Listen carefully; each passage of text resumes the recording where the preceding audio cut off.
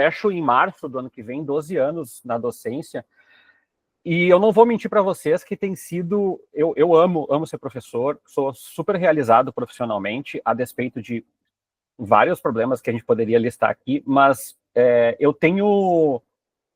Cada semestre que está chegando tem sido mais desafiador para mim. É óbvio que eu estou envelhecendo e os meus alunos não, né? Porque a minha idade está avançando e os alunos continuam entrando com a mesma faixa etária. E isso é um baita desafio, assim, né? As minhas primeiras fotos, eu não tinha tanta calvície, eu não tinha tanto cabelo branco, eu não estava tão acima do peso, mas é aquela coisa, o tempo vai passando e as minhas conexões com eles vão mudando um pouco, porque eu já não tenho um repertório igual deles. E eu comecei a perceber isso há cerca de 2 anos. Eu fui para Zero Hora, voltei para trabalhar em veículo tradicional, e eu percebi que as minhas inquietações na universidade eram muito parecidas com a que as redações estão passando e que as agências aqui de Porto Alegre e alguns colegas que eu tenho da minha trajetória lá em São Paulo também vinham me relatando.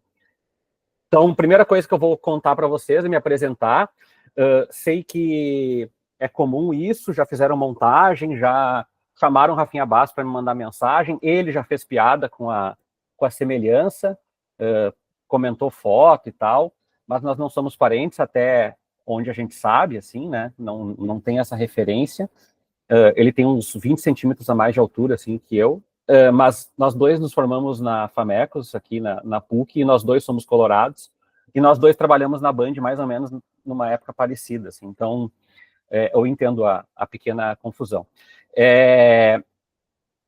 Uma coisa que, quando eu estava na faculdade, rolava muito, na minha época, acho que para alguns de vocês era parecido, quando alguém trazia palestrante, as pessoas tinham histórias muito legais, assim, histórias de, daí eu virei repórter esportivo e assim estou há 20 anos e ganhei o prêmio tal e viajei para tal lugar e a minha vida é incrível. E a minha trajetória profissional ela é toda recortada, assim, eu mudei de cidade, mudei de veículo, mudei de plataforma, alguns eu fiquei pouco tempo, outros eu fiquei mais tempo, mas eu demorei muito para entender que justamente o fato de eu ter passado por muita coisa diferente é o que me ajuda, né, a jogar bem vários jogos ao mesmo tempo. Então, eu tenho uma relação muito legal com meus colegas de agência aqui de Porto Alegre, que eu tenho acompanhado mais no dia a dia, para eu entender como que está sendo o trabalho deles, como é que está sendo a realidade deles. Eu já trabalhei com mídia independente, já trabalhei no setor público, em veículos de comunicação,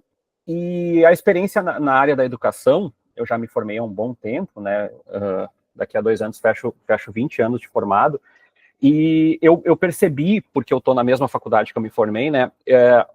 O tanto de coisas que mudou. Claro, isso vocês já perceberam, e nem é meu objetivo ficar dissertando sobre isso, mas uma das principais coisas que eu tenho me perguntado todos os dias para que serve o meu trabalho? Eu tenho me perguntado isso todos os dias, assim. E é óbvio que a gente sabe para que serve o nosso trabalho, mas para que serve o nosso trabalho no sentido da perspectiva das pessoas que estão do outro lado? E eu tenho tentado reinventar e discutir algumas coisas, e nesse meio do caminho, eu contei aqui para vocês que eu estou dando algumas disciplinas, né?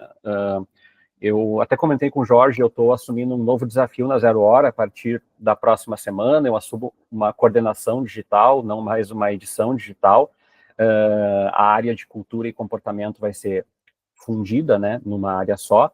E aí são vários desafios, porque eu achava que quando eu fosse promovido, na realidade eu não achava que ia ser promovido, mas já que foi promovido, eu achava que as pessoas iam chegar para mim e reclamar de, mas a pauta, mas eu queria escrever mais. E, gente, as preocupações da maioria dos repórteres da redação, que são jovens, tá, foram: quem vai controlar o meu ponto, quem vai dar minha pauta, as minhas férias estão mantidas, como é que fica a minha escala de final de semana. Ou seja, muitas das perspectivas que muitas vezes na nossa cabeça estão muito mais amplas, eu tenho percebido ao meu redor que elas são muito mais subjetivas do que a gente pensa. E aí eu pensei assim, bom, eu já falei um pouquinho sobre esse tema uma vez para um público de estudante de jornalismo de outra universidade aqui, que é como que a gente conecta. É óbvio que várias coisas que eu passo no dia a dia seriam cases negativos aqui, assim. Tem várias vezes que eu cito coisas na aula, eu vou dar um exemplo só para começar para vocês. Esses dias, já vai fazer mais de um ano, eu dei um exemplo na aula de uma mobilização em torno de uma tragédia. Se vocês me permitem, eu só vou atender que não era para ter tocado nada essa hora, mas já volto aqui. Essa do Não Sou Rafinha Bastos foi fogo, hein, gente? Que legal. Ai, ai. Torcei para estar tudo certo com o Tércio, né? Gostei da informação que ele é colorado também. Ah, você é colorada? Oh. Legal. Perdão, gente, não era para acontecer isso, mas a Amazon Tudo bem entregando um negócio aqui. É a Amazon entregando, eu não vou descer, vou pedir para o Cláudio descer aqui para mim. Ah, tá bom, valeu. Vamos lá, vou voltar para onde eu estava aqui. Então, gente, eu ia contar para vocês essa situação, para quem já viveu e viu, né? Eu tentei mostrar para eles assim como que a gente se mobiliza rápido para ir para algum lugar ou para chegar a algum lugar quando acontece um factual. E aí eu me lembrei, por isso que eu coloquei 2013 aqui, de um caso que aconteceu na minha cidade, que foi Santa Maria, que acho que vários de vocês lembram, né? Que foi a tragédia da Boate Kiss. E eu comentei com meus alunos, isso foi início do ano ou final do ano passado. E eu comentei com meus alunos assim, eu disse, não, vocês devem lembrar. E aí, gente, eu parei e eu vi que a cara deles estava completamente alheia ao que eu estava falando. E aí eu falei, gente, lembram, né? E aí uns que fizeram que sim, outros fizeram que não. Claro que não lembram, né, gente? Se os meus alunos têm uma média de 20 anos de idade, em 2013 já vão 11 anos. Então, alguns deles tinham 8 anos de idade. Então, eu comecei a perceber que o meu repertório precisava levar em conta isso também, e é isso um pouco que eu vou falar para vocês. A primeira coisa que eu quero dizer para vocês é que é óbvio que eu não vou ser a Jodie Foster aqui, de falar só de coisas ruins, mas de desafios, porque, a despeito de ser uma geração que me desafia todos os dias, como eu falei para vocês, eu gosto muito de trabalhar, tanto na educação quanto na redação, com equipes que são muito mais jovens que eu e que também têm trocas a fazer comigo. Mas eu tenho também ser muito sincero com vocês que, para mim, eu venho de uma conversa com vocês de um lugar de estamos tentando achar meios de se conectar. E eu não vou falar aqui só deles como funcionários ou como alunos, mas também como consumidores do nosso trabalho. Está sendo mais difícil fidelizar isso. Eu tenho, como eu falei para vocês, 12 anos, eu fecho de docência, então, assim, o meu retrospecto, em geral, é bom, tá, gente? Desde 2014, /2, porque a gente fala /2, /1 por causa da entrada dos alunos, né? Desde 2014 /2, eu já fui 11 vezes, ou homenageado ou paraninfo. Então, assim, eu tenho uma relação muito legal com eles, eu gosto muito de trabalhar com eles. Mas como eu falei para vocês, hoje eu chego em casa muito mais exausto de tentar falar com eles do que eu chegava antes. Antes parecia que a gente estava no mesmo nível e hoje eu fico pensando o que eu tenho que falar para ganhar 10 segundos de atenção deles. Eu vou tentar falar de algumas coisas que eu acho que para alguns de vocês pode ser óbvio, mas eu vou tentar encadear um pensamento e ver se faz sentido para vocês com o que vocês estão experimentando no dia a dia. A primeira coisa que eu vou dizer para vocês, que é óbvio que o Jorge falou também ali na abertura, a gente usa a geração Z porque, enfim, tem que usar, né? Os estereótipos, eles ajudam a gente a organizar o coletivo. De qualquer forma, é óbvio que eu estou falando aqui de um grupo completamente heterogêneo, de diferentes faixas de renda, de diferentes recortes raciais, geográficos, sociais. De qualquer forma, tem características que eu vou mostrar e vou falar para vocês que independem, tá? Hoje, no curso de jornalismo da PUC, que é onde eu trabalho, mais de 45% dos nossos alunos ou são bolsistas ou têm crédito educativo integral.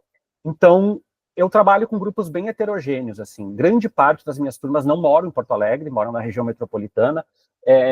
Então, assim, eu convivo com realidades e alguns fios se conectam em diferentes faixas de renda, e é óbvio, e é por isso que eu coloquei um disclaimer aqui, para não ser aquela pessoa pedante que diz assim, os jovens são... Não, tem muitos jovens. É muita gente para eu dizer alguma coisa assim, tão generalista. De qualquer forma, esse GIF é uma brincadeira, porque, de fato, quando os meus alunos estão sem celular na aula, há um pequeno desespero.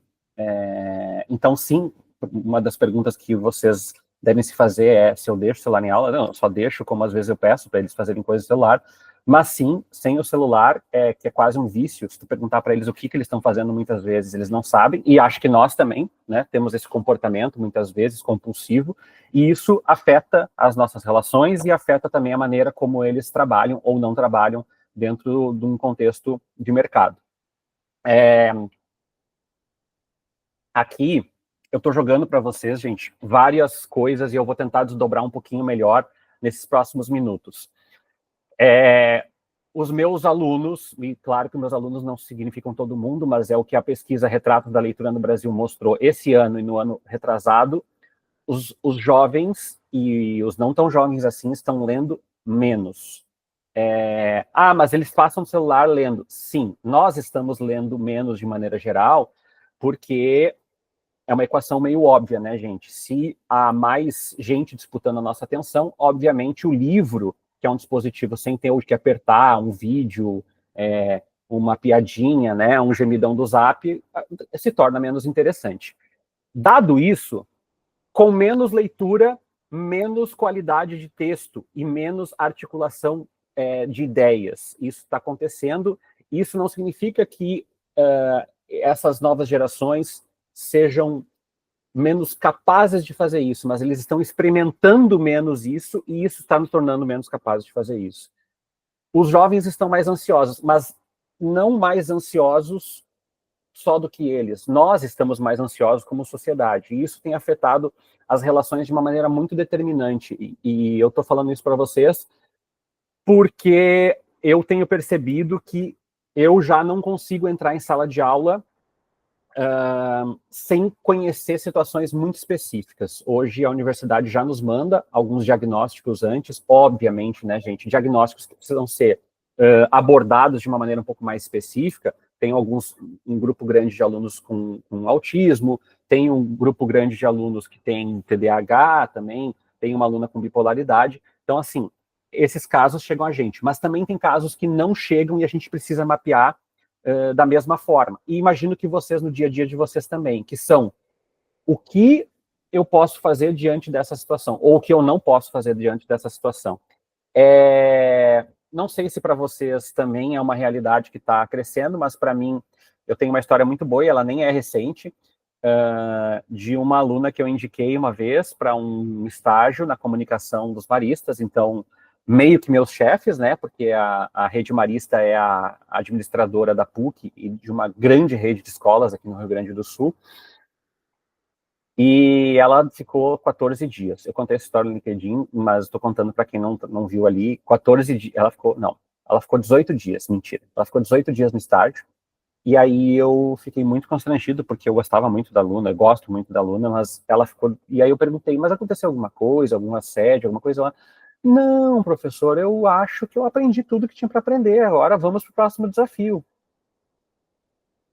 E a minha cara, acho que foi exatamente essa que eu estou fazendo agora. Eu falei, como aprendeu 18 dias tudo que tinha para aprender?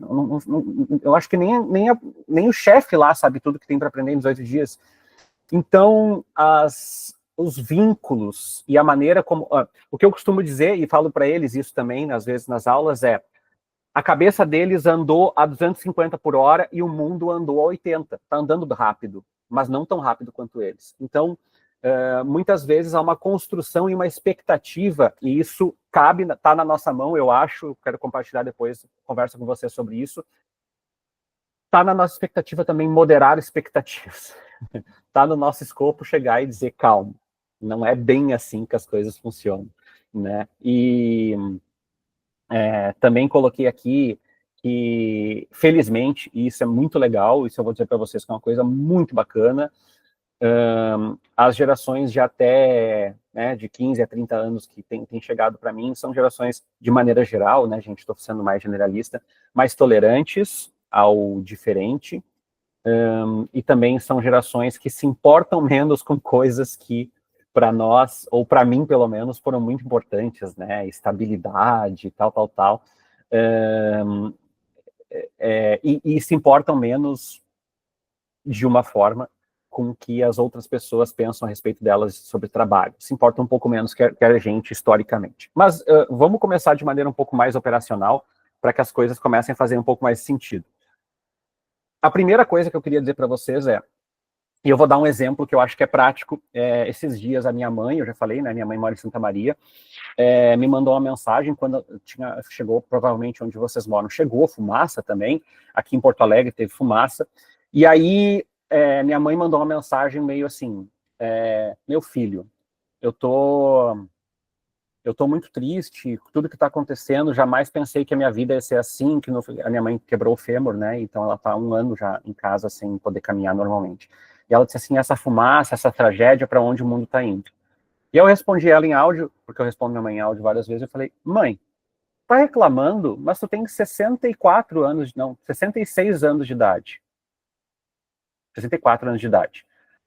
Tu viu várias coisas, viu vários mundos. Imagina o cara que tem 20 anos e já passou por impeachment, tentativa de impeachment de novo, não, tentativa de deposição presidencial, pandemia, fumaça, tragédia, guerra na Ucrânia, guerra no Oriente Médio, guerra na Ásia, guerra no Azerbaijão, inteligência artificial ameaçando roubar todos os empregos, e eu sei que não é bem assim, mas também chega bem assim, e uma faixa de renda que jamais vai chegar ao que foi a década de 80, onde as pessoas trabalhavam e conseguiam comprar uma casa.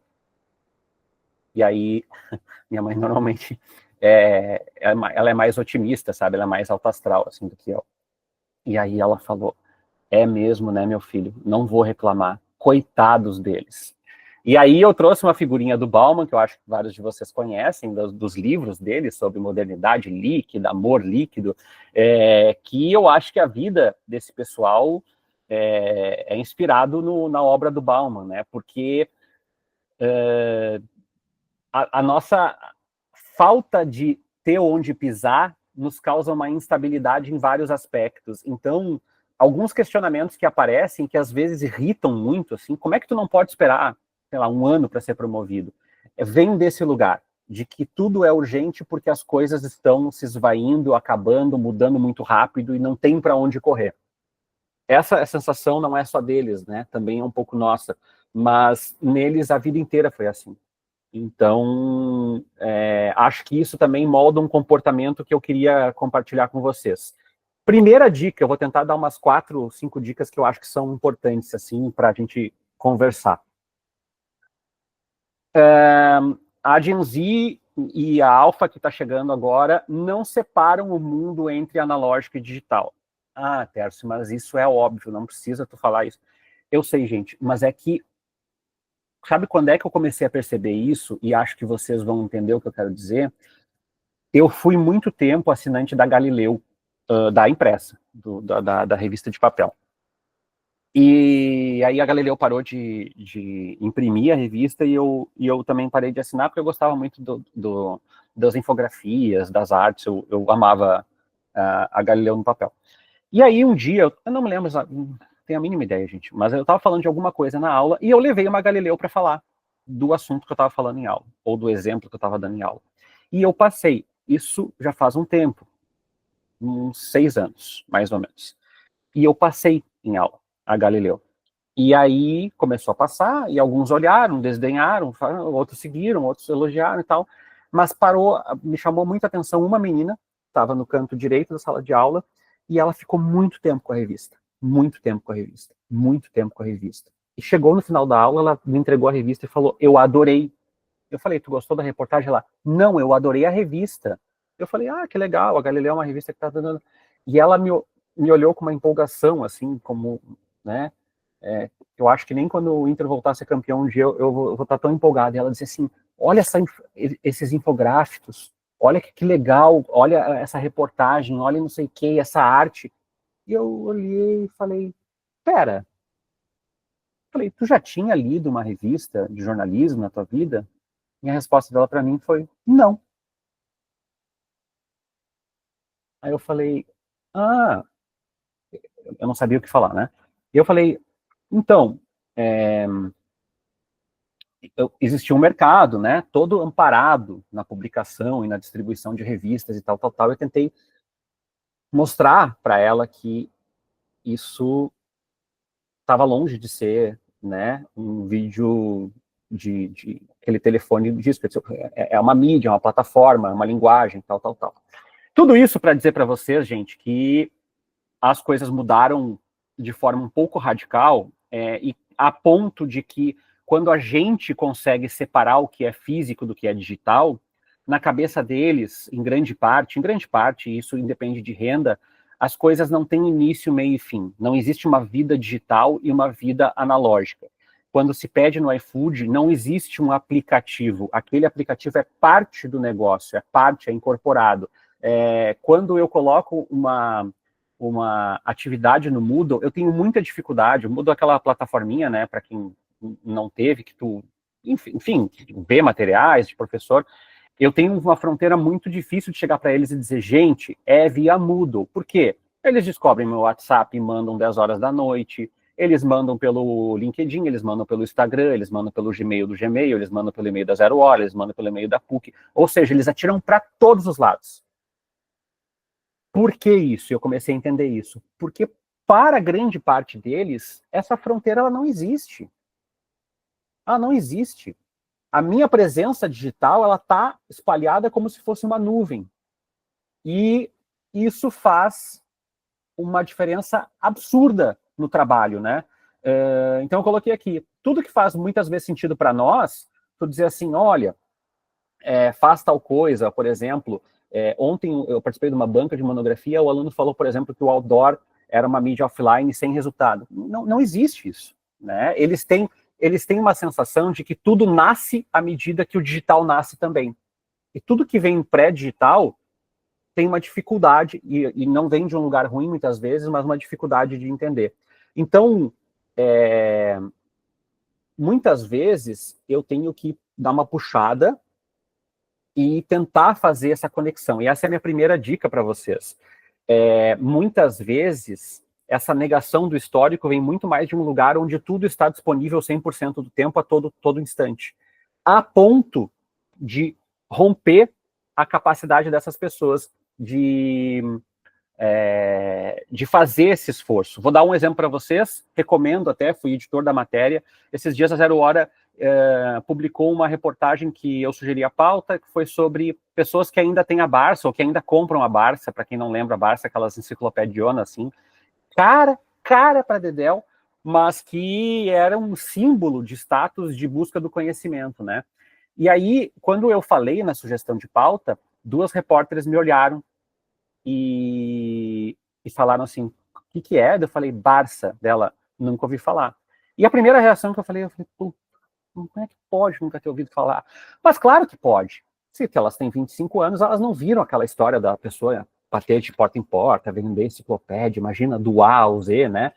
Essas fronteiras, elas vão dissipadas. E nós somos, em parte, a última geração que viu os 2 momentos.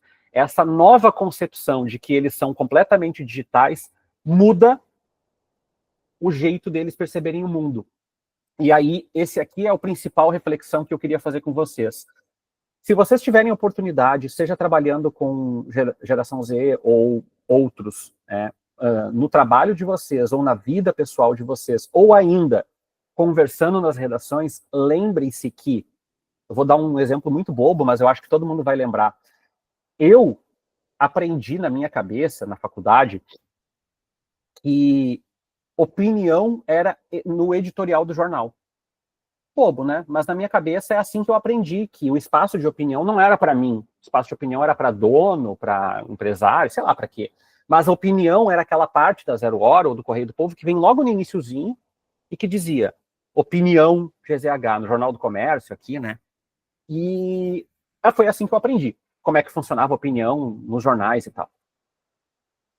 Gente, é muito importante vocês pensarem comigo que não tem mais, eles não veem mais o jornal separadinho da opinião versus informação. Essa é a primeira coisa. A segunda coisa, e eu dou esse exemplo porque é que o Cazé, o Felipe Neto, outros, eles não separam informação da opinião no que eles falam. Então, em grande parte, os meus alunos, eles não são incapazes de separar opinião e informação porque eles não sabem ou não estudam. É porque isso já está tão entranhado na vida deles, todos os vídeos já chegam como opinião junto com a informação. A política se tornou pródiga em distribuir informação comentada. Então, para eles, e eu vou contar essa história para vocês, um dos maiores desafios que eu tenho com eles é não enfia opinião na reportagem. Volta e meia eles terminam, esperamos que o governo... Tu não espera nada.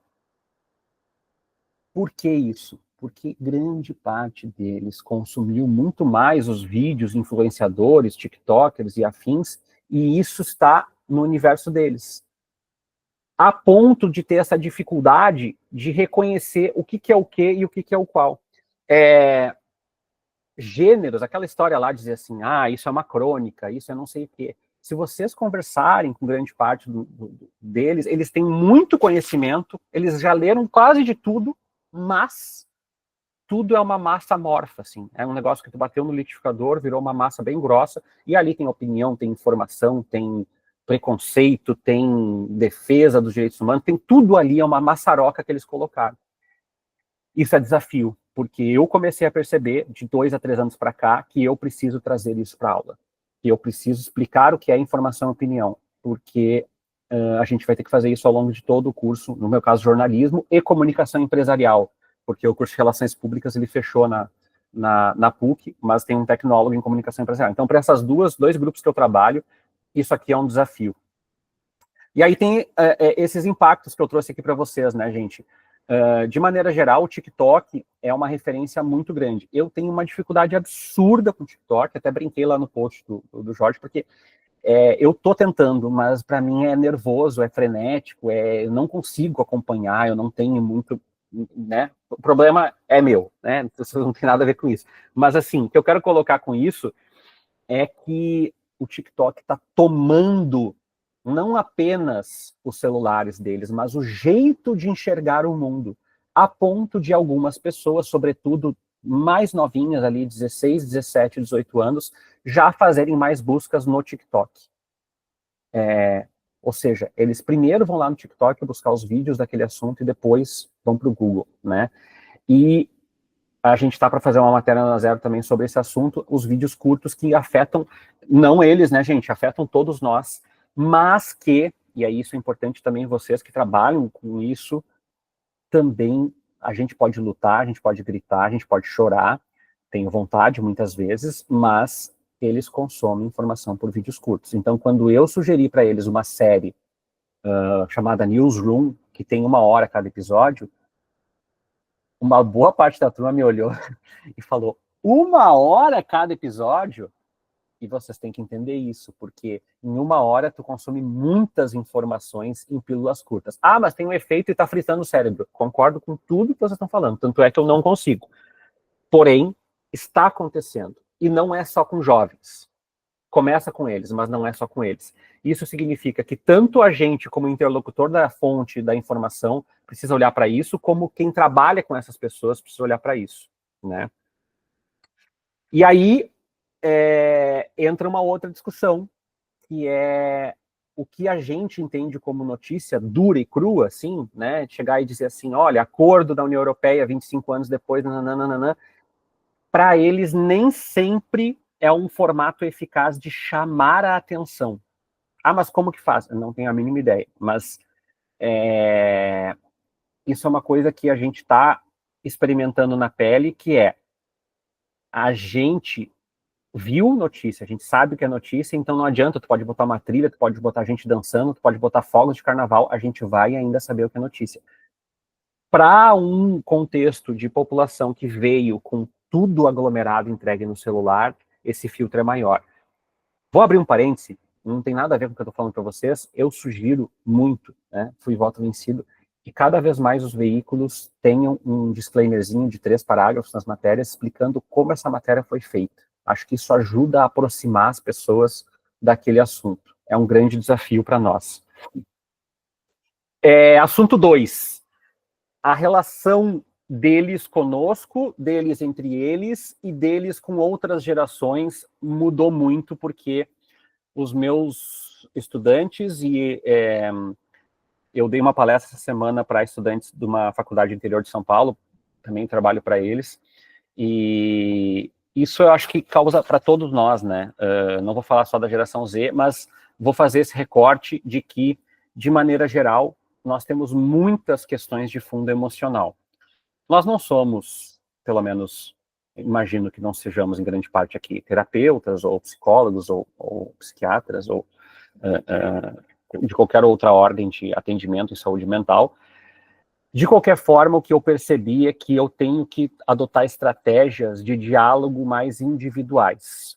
Vou dar um exemplo para vocês. Na redação, para alguns funciona tu dar deadline e falar 1 hora. Para outros, já vi até choro na redação, por questão da hora. Como fazer? Não tenho como fazer. A minha perspectiva de trazer para vocês é que a gente tem que olhar para onde aperta um pouquinho o calo de cada um. Dá um desgaste? Dá. Tem dias que eu saio da aula, eu falei para vocês, suado. Porque é tanta realidade em particular, é tanto processo individual, é tanto que a gente não consegue dar conta. De qualquer forma, gente, como eu falei para vocês, essas características são inerentes a um contexto, né? E aí, eu coloquei algumas dicas, e eu falei aqui, eu não quero simplificar a saúde mental de ninguém, tá, gente? Não, longe disso. Mas uma das coisas que eu tenho tentado fazer é olhar mais para a perspectiva de cada um. Vou contar uma história para vocês e acho que isso vai ajudar. Eu dou a disciplina de estágio. Estágio é uma orientação de estágio, então eles têm algumas reuniões individuais comigo, e eu também uso a disciplina de estágio para falar de assuntos de fundo de carreira. LinkedIn, currículo, posicionamento de palavras-chave, como se comportar em entrevistas, essas coisas que parecem bobas, mas não são.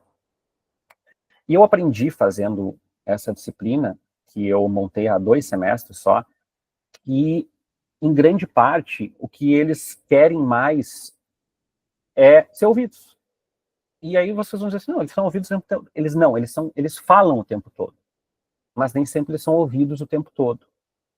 Então, quando eu fiz uma atividade muito besta, eu reconheço, mas foi muito divertida, eu deixei o meu currículo no Google Docs e deixei eles mexerem no meu currículo, o que eles achavam que tinha que mudar, o que tinha que melhorar, e todo mundo foi lá e meteu a mão, e todo mundo se sentiu relevante naquele processo. Porque cada um tem um lugar diferente de onde vem, e nem sempre isso se transforma em diálogo que dá esse nível de reconhecimento. Outra coisa importante eu não consigo mais montar uma aula, e isso é um pesadelo para mim, gente. Eu não consigo mais montar uma aula prévia sem ter que mudar ela ao longo do semestre. Por quê? Tem turmas que funcionam melhor na atividade prática, tem turmas que não funcionam, tem gente que trabalha em grupo, tem gente que não trabalha em grupo. Mas aí todo mundo tem que se adequar. Eu concordo, ao mesmo tempo, a gente precisa levar em conta que os perfis vêm de lugares muito heterogêneos, e eu costumo dizer assim, para que serve a faculdade? É para ter uma profissão. Não. Para alguns, a faculdade é simplesmente um espaço de troca, de diálogo. E no mercado eu tenho sentido um pouquinho isso também.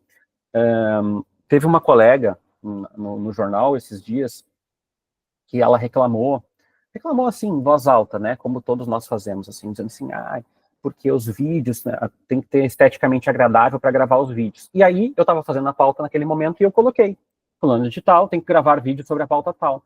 E ela chegou para mim e falou assim, tu sabe que eu não gravo vídeo? Eu falei, mas tu estava reclamando esses dias sobre padrão estético. Não, mas não significa que eu quero estar no vídeo. Eu falei, ok. Mas agora eu já pedi uma entrega de vídeo. Gente, ela esticou esse vídeo por mais de 1 semana para ver se eu desistia da gravação. Porque para ela era um absurdo, não tinha como, não posso, não tenho como, não quero. Ou seja, o que ela dizia não era o que ela queria. Então, o que eu quero dizer é que as potencialidades individuais, os talentos, as capacidades, os jeitos de conversar, vocês devem estar enfrentando 1000 vezes assim. Ah, eu não gosto que me contate pelo WhatsApp. Tá, mas eu gosto como, então? Ah, eu não gosto que me mande e-mail. Ah, não gosto de e-mail longo, não gosto de e-mail curto. O que tu gosta, então? De nada? Né? Então, tá mais difícil encontrar essas individualidades e eu acho que isso requer um pouco mais de respiro fundo para tentar captar o que não está dito nas mensagens. E é como eu falei para vocês aqui no final dessa parte, é uma grande necessidade de ser ouvido. A minha terceira dica é das habilidades sociais que estão em declínio. Gente, vou contar uma história para vocês que eu acho que vai ilustrar bem o que eu quero dizer.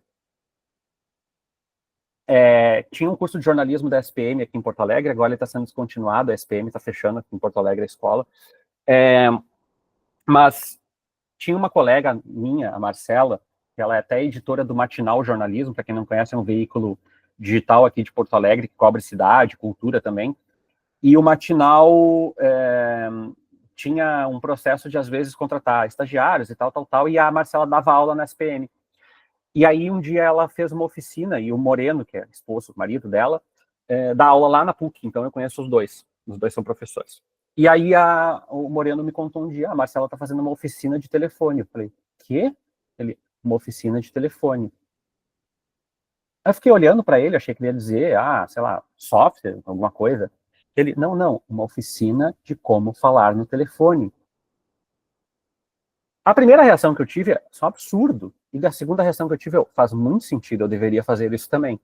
Por quê, gente? Porque vocês devem lidar com isso. A nossa gurizada está com dificuldades muito grandes de falar em telefone porque eles não foram acostumados ao longo de toda a vida. Esse é um primeiro aspecto.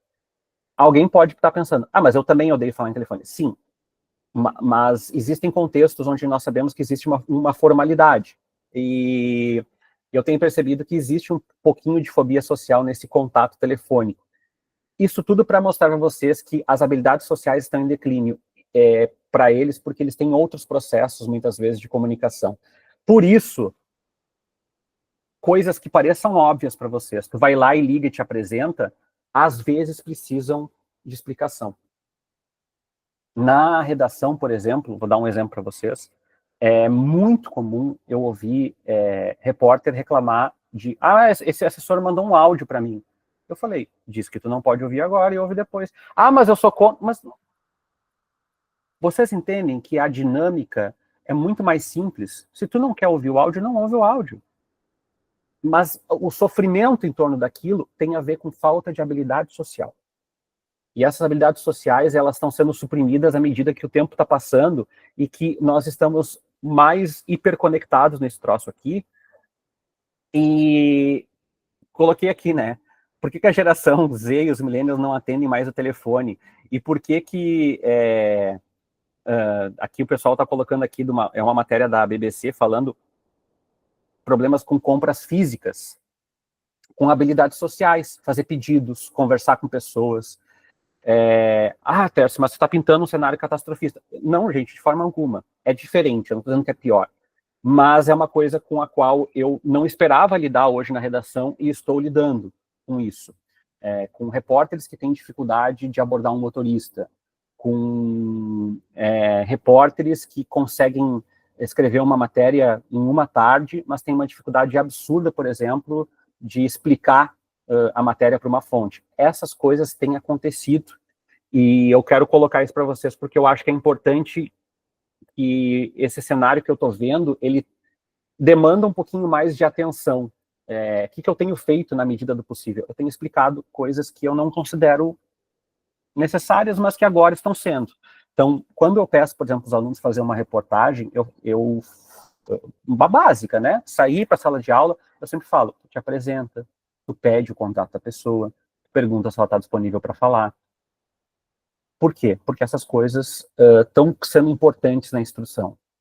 Muitas vezes, mesmo alunos que são muito bons do ponto de vista técnico, que são qualificados, que escrevem bem, têm questões de ordem social, muitas vezes, que não estão alocadas no seu currículo. E aí, como eu falei para vocês, na minha percepção, treinamentos, diálogos precisam olhar mais do que questões de texto, padrão de,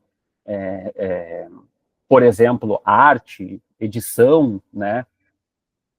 Outra coisa que eu queria dizer para vocês, gente, com base nisso aqui que eu coloquei, é que muitas vezes, isso é uma lição valiosa, e eu não vou mentir para vocês de forma um pouco sádica, que eu me sinto feliz que eu vou ter emprego por um tempo, porque o fato de existirem gerações mais digitais do que a minha, não significa que elas são gerações que sabem mais do digital do que a minha. Como assim? Em geral, o que eu percebo de novos jornalistas chegando hoje no mercado é que eles dominam o que eles precisam ou querem dominar. Vou contar uma pequena história para vocês, e a história é com carinho, porque é um grupo que eu adoro, que está se formando agora. Levou na faculdade, eu obrigo eles a fazer um exercício em radiojornalismo, que é levar um convidado no estúdio, numa hora específica, com tempo específico, um roteiro e tal. O grupo trouxe uma psicóloga para falar, eu não me lembro exatamente sobre qual era o assunto, trouxe uma psicóloga, e era um programa de 30 minutos. Aí o grupo trouxe, a psicóloga veio e tal. Gente, foi um festival de horrores. A psicóloga acabou, sem querer, sendo preconceituosa com o integrante do grupo, porque ela fez um ato falho.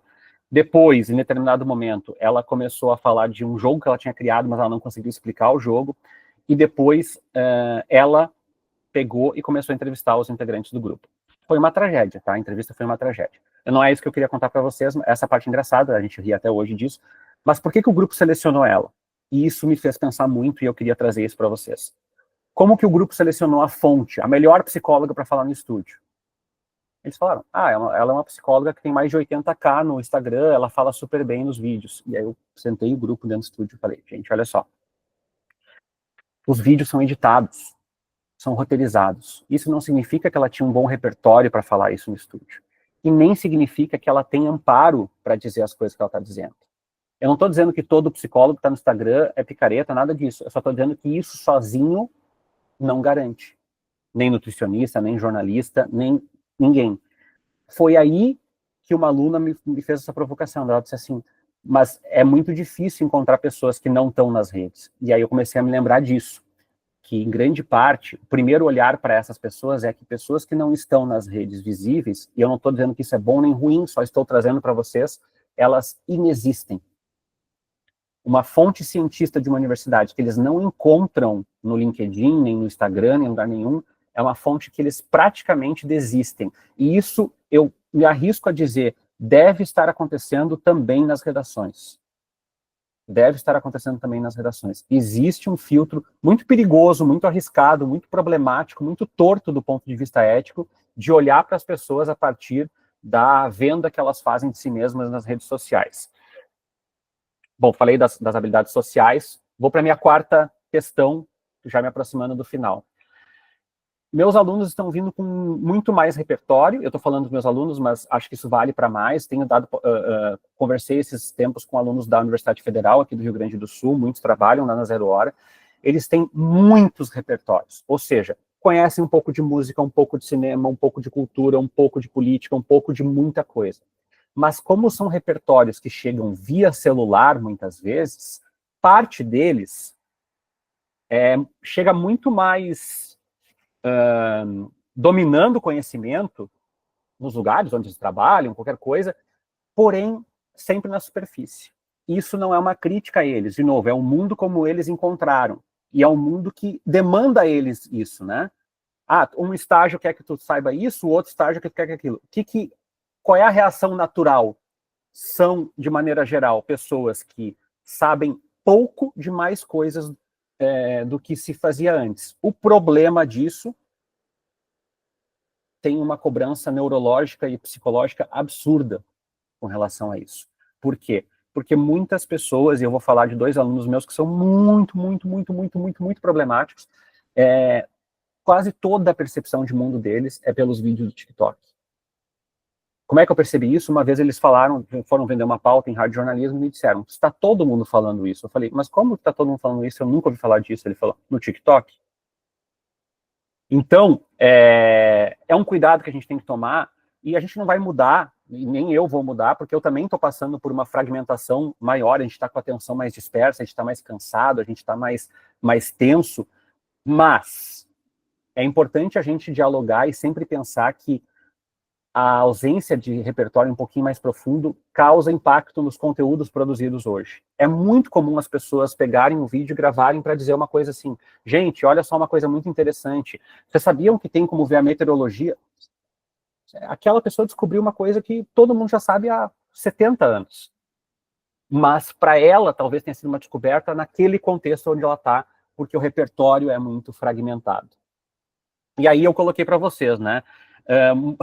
É muito comum, por exemplo, que os repórteres, inclusive de outras editorias ou de outros jornais, cheguem muito felizes quando eles acham que descobriram alguma situação.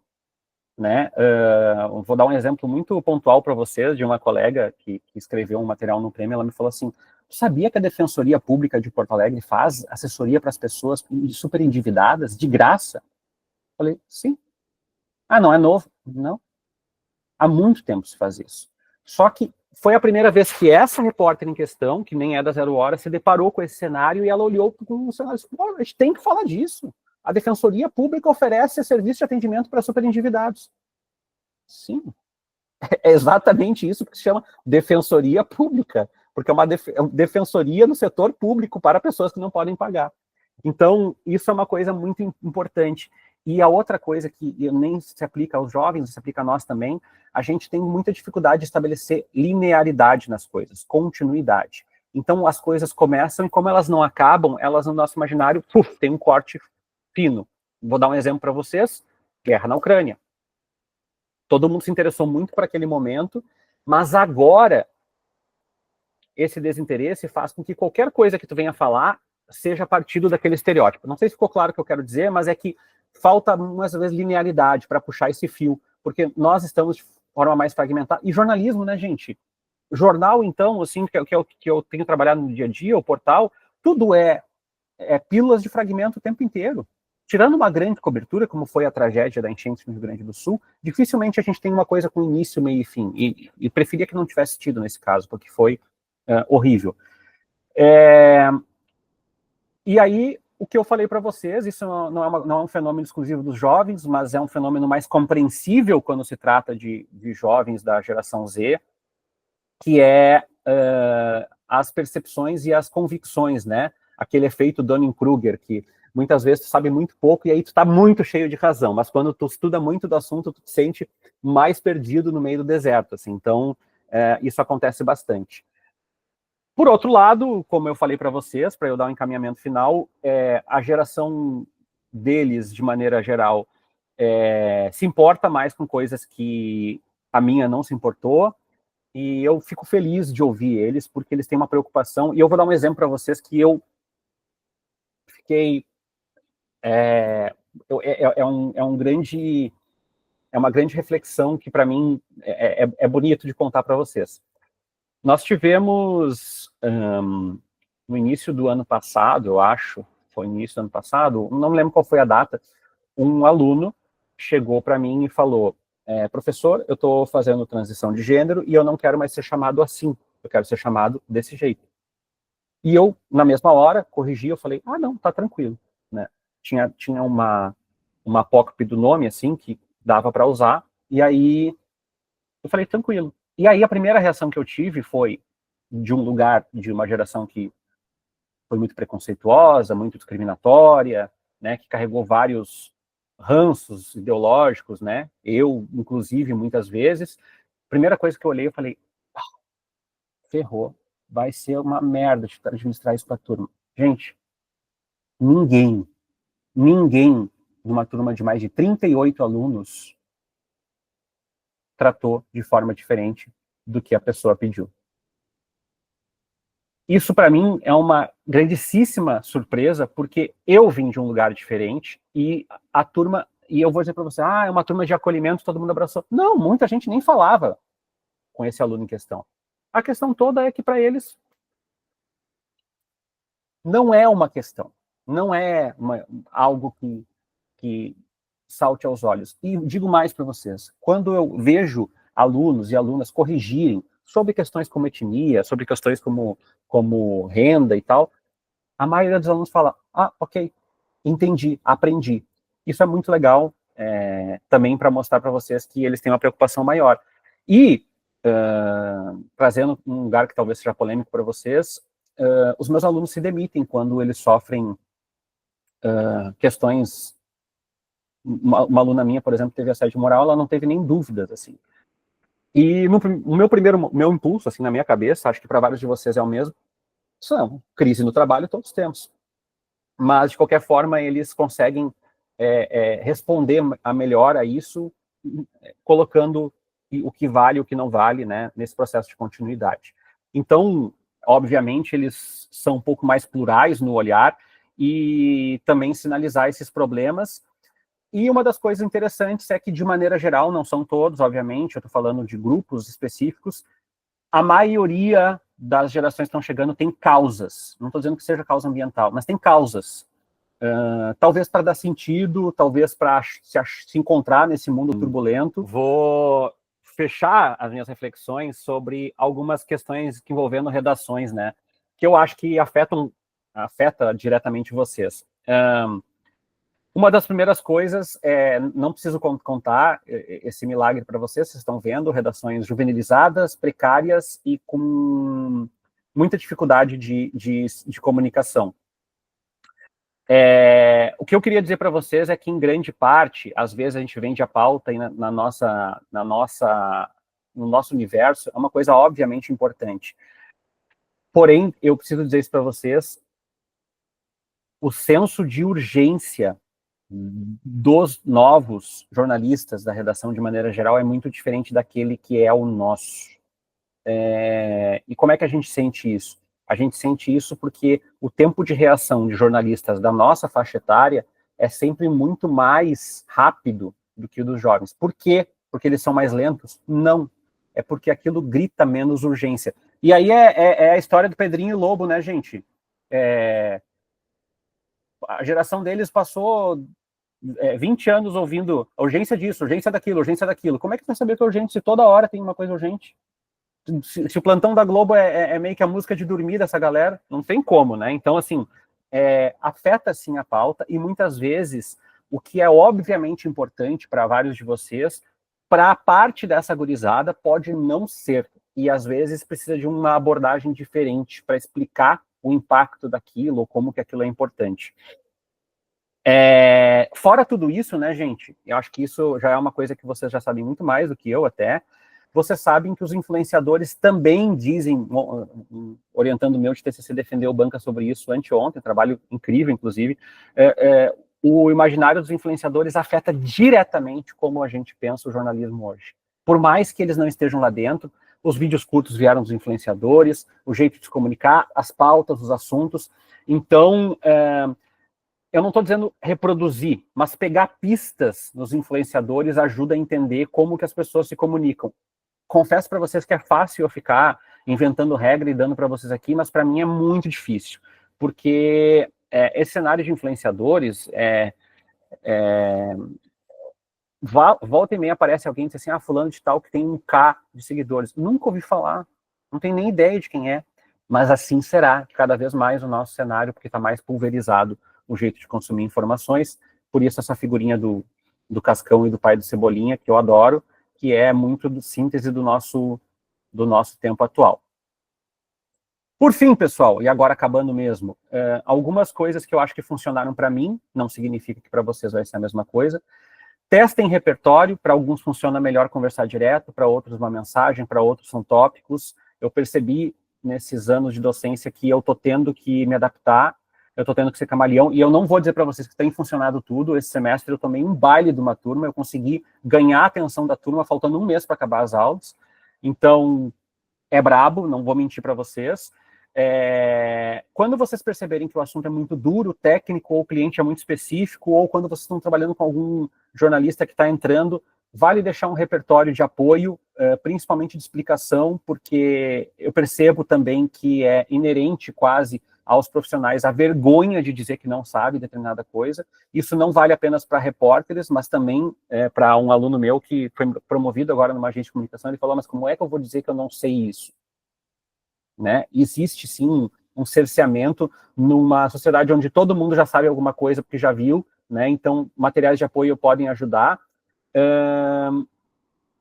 Aprendi com um aluno meu com uma dificuldade de fala absurda, e que eu digo que eu consegui colocar ele no mestrado, ele é autista, porque eu aprendi muito com ele. E ele, nas orientações que eu tinha de monografia com ele, teve uma vez que eu nunca mais vou esquecer isso, né? Eu sou atrasadinho, assim, eu sou o cara que chega 3, 4, 5, 10 minutos, assim, quase que inerente a tatuado na pele. E aí um dia era a orientação pelo Zoom, e eu cheguei na orientação, era às 5 horas, e eu não tinha chegado ainda às 5:03. E ele mandou uma mensagem no meu WhatsApp, falou, professor, o senhor está 3 minutos atrasado para a nossa orientação. E aí eu percebi com ele que ele precisava de informações muito diretas para seguir o trabalho. Ele tirou 10, ele é um aluno excepcional, eu adoro ele, assim, com todo o meu coração, e ele me ensinou que nem sempre dizer as coisas, né, tá claro para todo mundo. Então eu comecei a assumir esse compromisso, gente, de que muitas vezes eu falo, então tá, gente, vocês vão entregar uma reportagem com o roteiro. Isso não serve mais. Com o roteiro tal, que começa aqui, termina aqui, tem que ser entregue no dia tal, até tal hora no Moodle, não tem que mandar a sonora. Então, eu sei que é desgastante, mas sempre partam do pressuposto que cada vez mais os repertórios vêm de lugares muito diferentes e muito fragmentados. Então, é melhor ser o chato que explica tudo detalhadamente do que ser a pessoa que dá caráter mais subjetivo. Estou falando isso também como alguém que desenha uma pauta de jornalismo diária, tá, gente? Muitas vezes dizer assim, checar a situação do Hospital de Clínicas, já não dá mais. Tem que ser checar a situação do Hospital de Clínicas, que ficou com greve dos médicos na última segunda-feira, como nós demos, tal. Ou seja, precisamos criar mais esse contexto. E falando um conselho que talvez seja um conselho bobo, mas que eu acho importante dizer para vocês, é óbvio que todo mundo tem importância, mas eu acho muito perigoso o caminho de que tudo tem que ser simplificado e tudo tem que ser grosseiramente cortado. Todos nós aqui temos uma história profissional, e a gente não pode sublimar a história profissional em nome da objetividade. Então, eu diria assim, é óbvio que todo mundo precisa ter uma boa comunicação, mas também não esqueçam que todos vocês vêm de uma trajetória profissional, de experiências, de trocas, e que isso tem que servir no trabalho de vocês, né? Não é... Eu estou falando isso porque muitas vezes tem uma pequena arrogância, uma pequena não, né? Tem uma arrogância nas redações, achar que eles têm algum monopólio de algum poder de escolha, e as pessoas às vezes tratam mal. Eu já vi isso acontecer, e eu acho que, de alguma forma, isso tem que acabar. Assim, por isso que eu coloquei.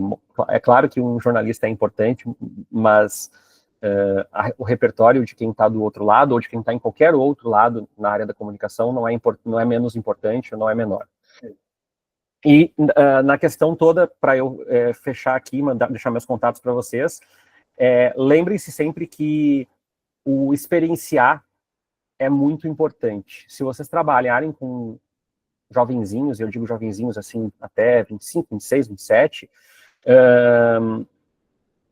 coloquem em atividades que nem sempre são da área ou da esfera dele. Esses dias uma aluna minha foi reunião com um cliente numa agência aqui de comunicação aqui de Porto Alegre. E, gente, o olho dela, ela me contava assim, ó, aí na reunião ele falou isso. E eu disse, mas por que ela tá me falando? Claro, para ela foi muito importante aquela reunião com o cliente. Ela se sentiu importante. Não tem nada a ver com o que ela faz, mas ela se sentiu. Então, o experienciar, eu também passei a entender que tem papéis diferentes nesse contexto aqui. Então, isso eu coloquei aqui, inserir repertório disfarçado. O que é repertório disfarçado? É aquela velha máxima que a gente já trabalha de dizer assim, olha, tenho bastante material de apoio aqui, tenho bastante explicações, tenho mais fontes para te explicar isso se tu quiser, né? Enfim, por fim, obviamente que eu quero ouvir vocês, Isso aqui eu estava numa jornada da Rádio do Inter, às vezes eles convidavam os colorados meio fora do... Eu sou sócio do Inter há 18 anos já. 18? 18 anos já. E aqui eu deixo meus e-mails, são coisas diferentes, né? O Gmail eu trabalho meus freelas, minhas aulas fora da PUC, as coisas que eu faço, o da Zero Hora e o da PUC, que vale para a PUC e para as pós-graduações da PUC do UOL EdTech. E as pessoas perguntam se eu ainda uso o Twitter. Gente, eu não vou deixar o Twitter jamais na minha vida, porque lá no Twitter eu sou @Tércio.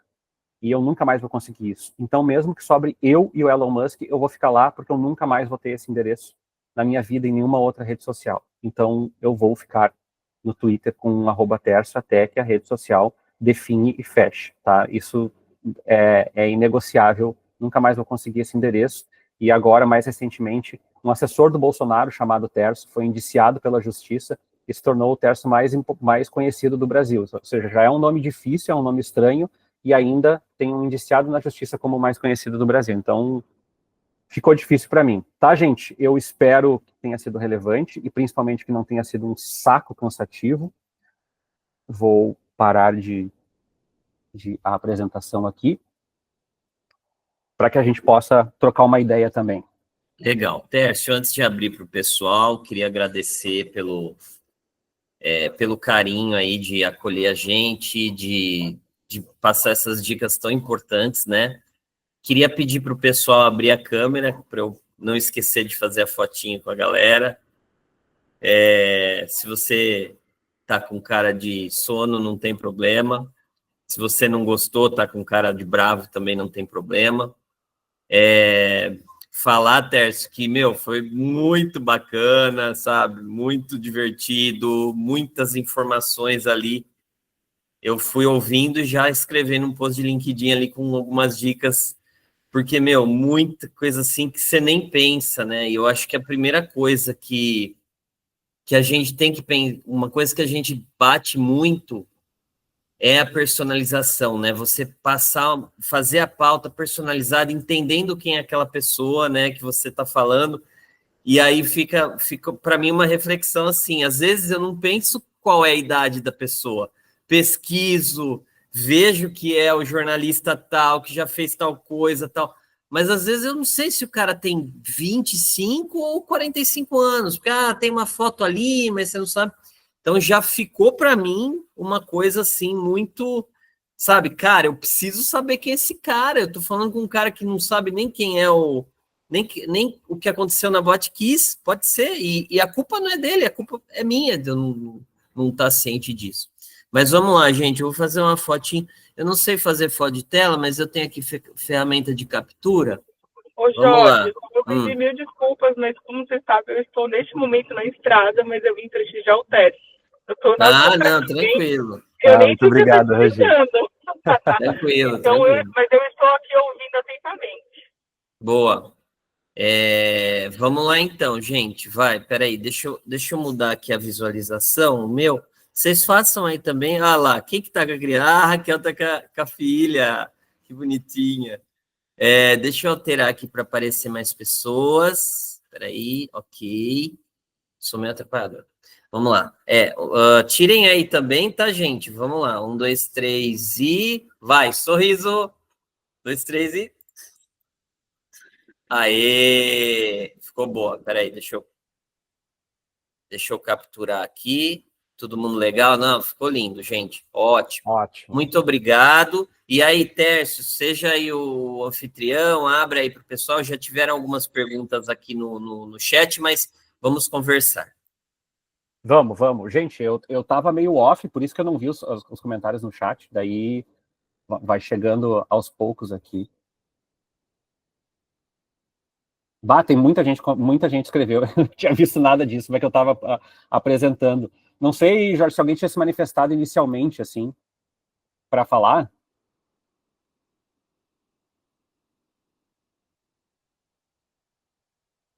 Espera aí que eu estava salvando a foto. Cara, eu vi uma pergunta aqui, deixa eu começar, acho que é... Deixa eu ver aqui, peraí.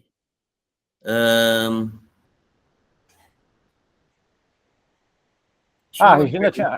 Dá para startar com essa da Regina aqui sobre isso as era gerações. Isso. Então, qual é a pergunta mesmo? ela perguntou ali como é que a gente convive com várias gerações ao mesmo tempo. A redação, para mim, tem sido uma aula, e eu não tenho uma resposta para isso, porque a gente está aprendendo aos trancos e barrancos. Assim, a gente tem um repórter, eu não quero nem falar para vocês a idade, porque eu não sei a idade que o Treze tem, mas o Humberto Treze, que é um dos repórteres mais antigos lá da Zero Hora, e a gente tem gente que foi contratado, um aluno meu agora com 24 anos de idade, então na mesma redação. Desafio maior é todo mundo saber no que a gente está envolvido, sabe? No que a gente faz, o que a gente... achar um fio, porque...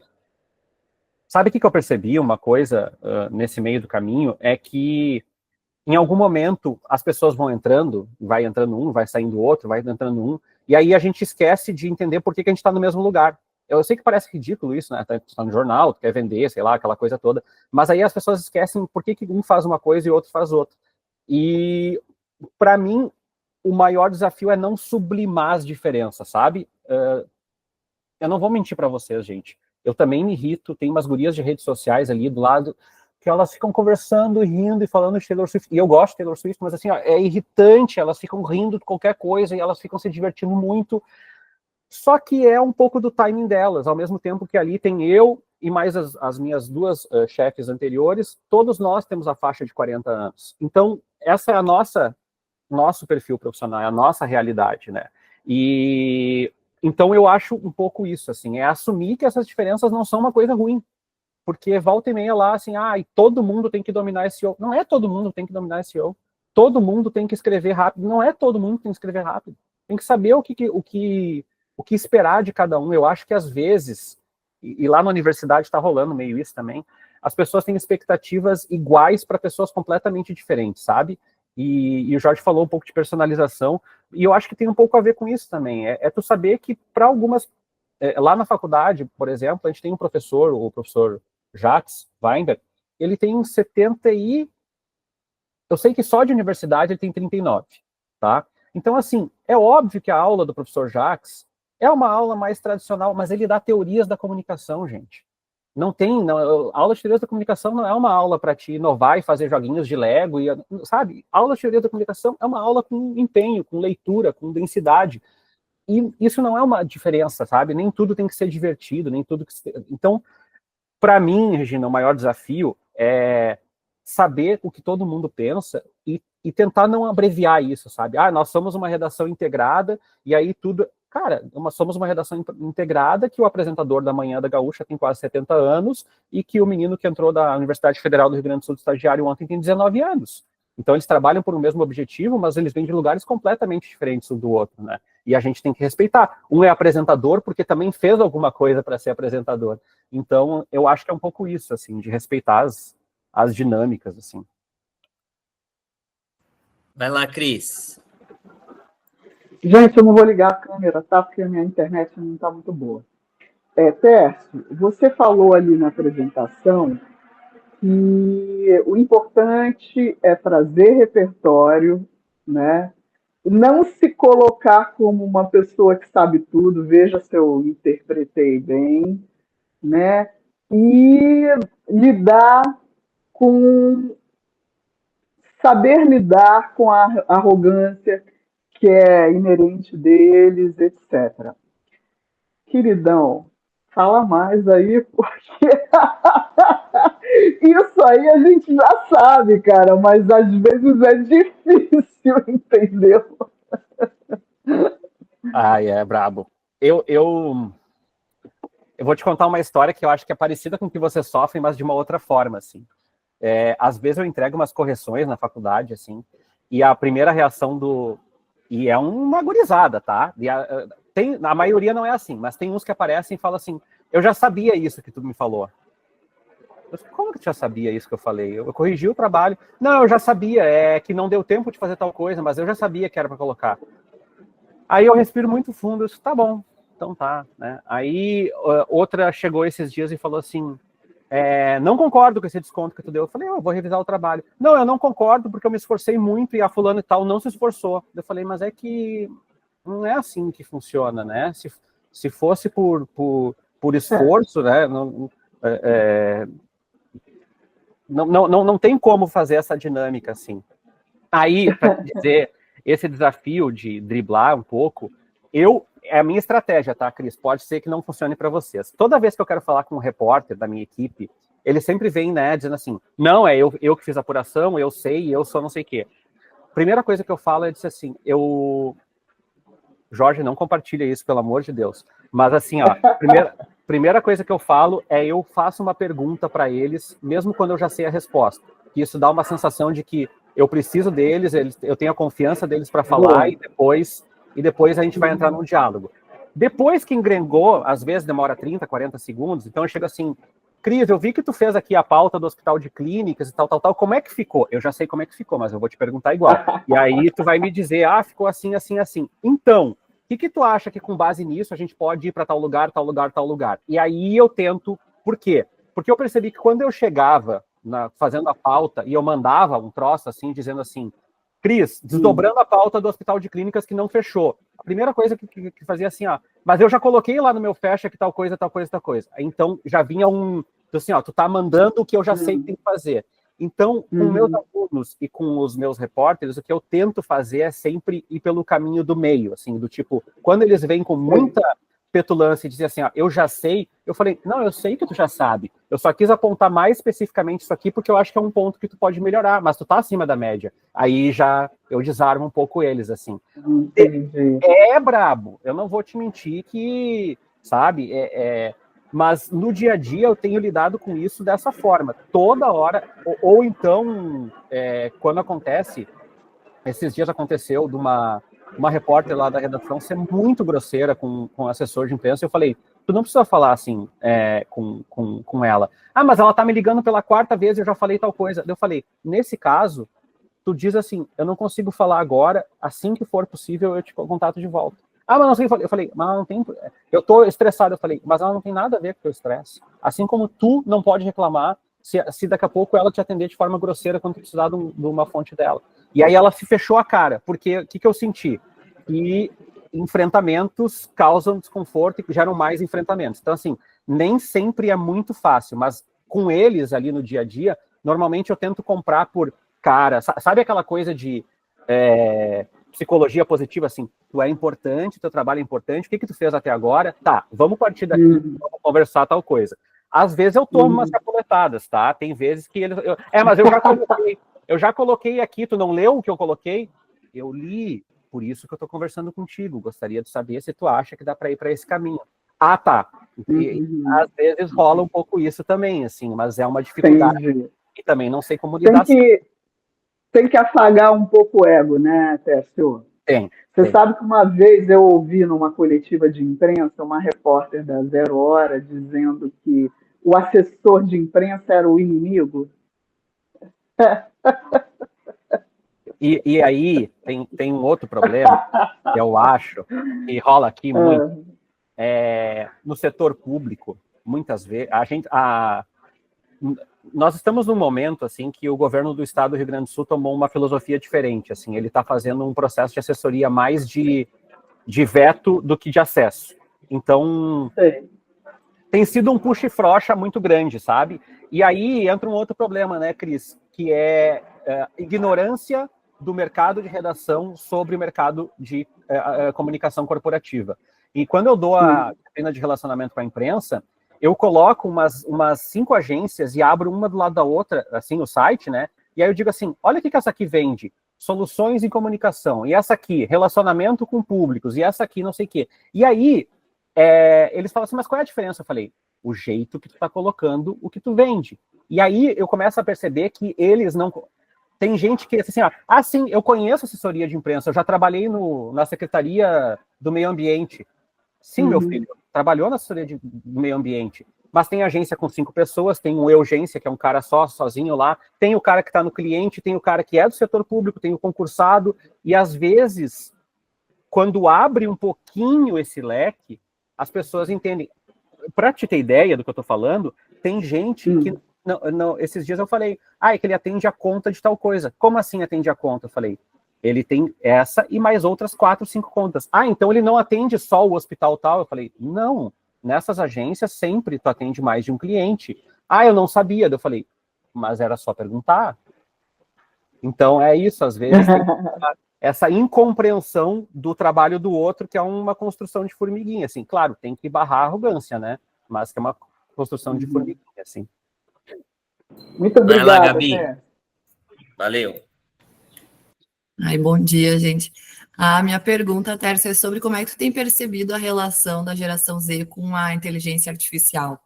Eu acho que isso passa muito pelo repertório e senso crítico, né? E vou trazer o exemplo que eu tive com uma estagiária recentemente, de me entregar um texto em que ela falava lá da empresa, e eu achei estranho, porque o nome da empresa era Fundação, não sei o quê.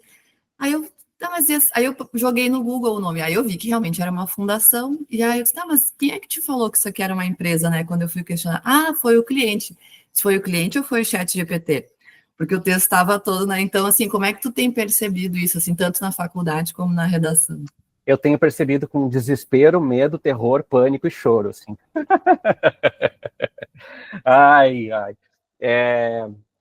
Eles estão usando para tudo o ChatGPT, eles são apaixonados pelo ChatGPT. Mas, assim, o que salva os nossos empregos, gente, é que, na maior parte deles, eles não sabem usar.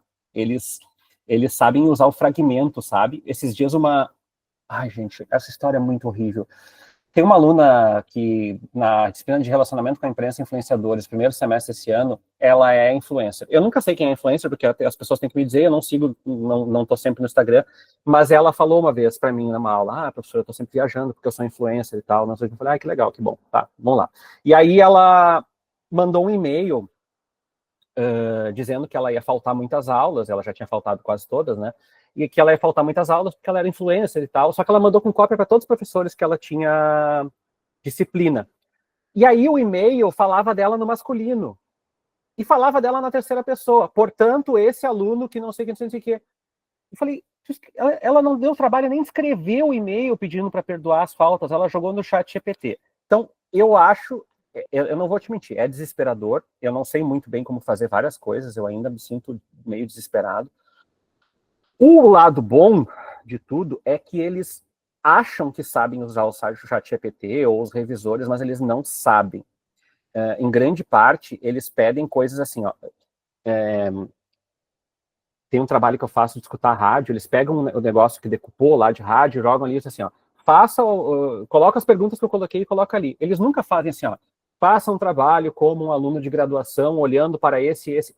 Eles têm uma limitação muito grande. Então, eu tenho a sensação que, apesar de a gente não ter nascido com inteligência artificial, a gente pelo menos sabe o que de fato ela pode fazer e pode não fazer a favor do nosso trabalho. E existe um encantamento, mas que ele meio que quebra as pernas quando tu percebe que as informações são basicamente geradas por um volume de dados, né, um volume de códigos de dados, e aí muitas vezes eles colocam assim, agora, por exemplo, o aluno entregou, eu falei, essa referência não existe. Aí ele falou, não, deve ter acontecido algum erro. Eu sei qual que erro que aconteceu, né? É tu achar que ele pode fazer o teu trabalho final, e na realidade o que ele poderia fazer era uma revisão, ele poderia fazer um ajuste, ele poderia fazer... Então eu sinto que, eu não vou te mentir, eu tô desesperado porque eu fico pensando o que eu posso fazer e o que nós podemos fazer como profissionais diante de tudo isso. Dá uma ansiedade, a Zero Hora está começando a produzir textos simples, principalmente textos a partir de releases, por exemplo, o governo do estado vai distribuir mais vacinas a partir de inteligência artificial, mas ao mesmo tempo, a ferramenta de inteligência artificial na Zero Hora chegou agora em novembro, e eu, que não sou jovem, não sou geração Z, sou o que sabe manejar melhor a ferramenta. Então, tem algum problema de compreensão, porque eu não sou bom com tecnologia da informação. Então, me parece isso, sabe? Tem, mas tu não sabe o que fazer com aquilo. Acho que até a falta de traquejo social, ela se reflete também na interação com a inteligência artificial, né? Total. Eu acho muito isso, assim. Mas não vou te mentir que dá um pavor, assim, dá um desespero. Vamos lá, Regina levantou a mão antes da Jéssica. A Jéssica tá aí.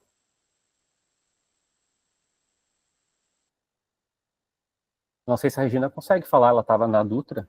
Ela estava de carro, né? Bom, esperamos que não aconteceu nada. Jéssica, fala. Oi, não, é que eu tava no mundo. Tá falando aí, Não, é que essa questão que você trouxe, deles não saberem fazer os prompts no chat GPT, enfim, me traz uma reflexão, e eu queria perguntar se você passa por isso, que a sensação é que, além deles não terem dificuldade de elaborar perguntas, essa geração tem dificuldade de perguntar, porque me dá a sensação de que, quando eles perguntam, eles estão dando um atestado de ignorância, que para eles, eu não posso perguntar, eu preciso resolver sozinho. E eu, na agência, eu gerencio pessoas de 20 a 45 anos, né? E eu percebo que as pessoas mais velhas, elas não têm esse receio de fazer as perguntas óbvias, e os mais jovens têm. Então, eu queria saber se você passa por isso e se você tem alguma luz, assim, porque eu sempre falo, gente, pode perguntar, não existe pergunta, né? Não existe pergunta idiota, pergunta boba, pode perguntar. Eu sou a primeira a fazer as perguntas desses, tá ligado? Até para dar um exemplo, mas eu sinto que eles ficam com muito receio de perguntar. Tá rolando isso que tu falou, e pior, eu vou dar uma notícia muito ruim para vocês, gente. Tá contaminando o jornalista antigo também, essa ideia de que perguntar é feio. Teve um colega que infelizmente foi demitido do jornal ano passado, e o caso dele, eu acho que exime muito isso, assim, ele foi para uma coletiva de imprensa do governo do estado na área de educação, e era um festival de as obras embargadas, as obras paralisadas, as obras de não sei o quê. Sabe, quando entregou, assim, eu olhei o material e não entendi nada. Resultado, eu peguei o texto e devolvi para o repórter e falei, eu não entendi isso aqui. E ele falou, tu sabe que eu também não entendi, mas foi que o governo divulgou. E aí eu fiquei num nervosismo, porque tá rolando muito isso, do pessoal voltar e entender que, se a gente não entender, o nosso produto já não é, informação já não é uma coisa que é cara de achar, pelo contrário, é comoditizado. Aí tu vai entregar uma coisa que tu não entendeu, é um drama. Eu acho que, além de criar um clima favorável, que nem tu falou, de perguntar, eu tenho tentado muito falar na aula, quando eu coloco as perguntas para eles, às vezes eu faço umas interrogações, eu ainda imprimo no papel para devolver para eles, né? E aí eu coloco assim, eu falei, o problema não é que tu não saiba, o problema é que, se tu levar esse negócio do acordo de 25 anos da União Europeia para o ar e tu não entendeu o troço, as pessoas também não vão entender, e aí é simples, era um exercício de rádio, a pessoa não vai esperar o rádio explicar. Só vai desligar e vai assistir o TikTok, vai fazer outra coisa, vai acessar o e-mail, vai assistir o Netflix. Então, eu tenho tentado trabalhar um pouco isso, assim, com... ninguém precisa saber as coisas, ninguém precisa nascer sabendo, ninguém precisa estudar tudo, só que, pelo menos, o desconforto de fazer a pergunta e de enfrentar... uma vez eu tomei uma chapuletada do ex-governador Germano Rigoto, aqui do Rio Grande do Sul, basicamente me chamou de burro por uma linha muito torta, assim, porque era uma pauta sobre pré-sal. Gente, desculpa, eu estudei, e devo ser muito burro, porque eu não entendi nada. E aí, uma hora ele falou, tu não entendeu mesmo. Eu não entendi, e tudo bem. Então... Eu acho que tudo bem, porque eu acho que existe uma questão que eu acho que bate com o que você falou do emocional. Assim, tudo bem não entender, mas para eles não é tudo bem. Assim, eles sofrem com não entender, eles sofrem com terem que perguntar, porque tudo que envolve interação é muito difícil para eles. E aí, se me dá um certo desespero, porque para mim é muito natural, certo? Se você vai entrevistar uma fonte minha, eu falo para a fonte, eu falo jornalista para perguntar, e você para responder, né? E as coisas mudaram muito. Então, esse seu desespero muitas vezes é compartilhado. Eu acho que eu, como jornalista, a minha primeira premissa é perguntar. E eu acho que é isso, assim, eu tenho tentado na aula, nem sempre funciona, ter um ambiente favorável para pergunta, sempre, assim, quando o aluno se sentir desconfortável, e o que eu... é bizarro isso, mas como eu sei que eles não assistem muito jornal e rádio, ouvem rádio e tal, às vezes eu peço para eles, quando vão fazer uma entrevista, ou vão fazer alguma coisa, eu peço para eles ouvirem entrevistas em canais do YouTube. E, por incrível que pareça, é uma ideia meio estapafúrdia, mas funcionou, porque ao ver que a fonte falava, eles pegavam as coisas e assim, eu vi a entrevista dele para tal lugar, mas foi muito mal, né, não perguntaram tal coisa. Então tá, então vai lá e pergunta, estuda e elabora aí. Então, Isso é uma coisa legal, Regina, de fazer. Isso eu adoro falar para meus alunos, porque assim, fazer mesmo, não é todo mundo que gosta de fazer, mas criticar os outros, todo mundo adora. Então, quando eu dou exercício para eles, que eles têm que ouvir, analisar outros conteúdos, eles chegam com lista. Tem gente que nunca escreveu tanto na vida. A locução é ruim, a reportagem é ruim, a sonora é ruim, não sei o que é ruim. Falei, ótimo, adorei a crítica. Agora tu vai lá pro ar e tu vai fazer bem melhor que esse aí. Ah, não, mas daí não é. Não, tu falou, tu destruiu a rádio que tu acabou de ouvir, vai lá e faz melhor agora o processo. Então, às vezes, o desconstruir funciona melhor do que o construir, dependendo da abordagem. Boa, muito obrigada, Tércio. Valeu, Regina. Jéssica, vamos lá. Ah, que saudade da Jéssica. E aí, como que você tá, Tércio? Tudo! E aí? Quanto tempo? Tudo certo, graças a Deus. Tércio, vou tentar ser breve. O que é a geração Z, bolha internet, que a gente discute e vê sempre, e o que eles são na prática? Eu tive a oportunidade de trabalhar com vários Gen Z, e às vezes eu verifico algumas coisas na internet que não batem muito com o que eu vivi, vamos dizer assim. Trabalhei com Gen Z de periferia, por exemplo, que eles têm um comportamento totalmente diferente do comportamento que é dito na internet. São pessoas, por exemplo, que já têm 2 filhos, que sustentam uma casa, sabe assim, é outra vida. Então, a minha pergunta é, em que momento a Gen Z é a cara Gen Z? O que é realmente da Gen Z e o que é classe social, sabe? Assim, onde isso barra? Essa é a minha pergunta. E eu ia formular uma outra, mas aí eu deixo você responder essa primeiro. Tá, não, é ótima essa. Eu tenho aluno, eu tive uma aluna mais de 10 anos atrás que ela era caixa do Zafari. O Zafari, para quem não conhece, é o mercado super power aqui de Porto Alegre, assim, é o nosso Pão de Açúcar, só que é bem melhor que o Pão de Açúcar.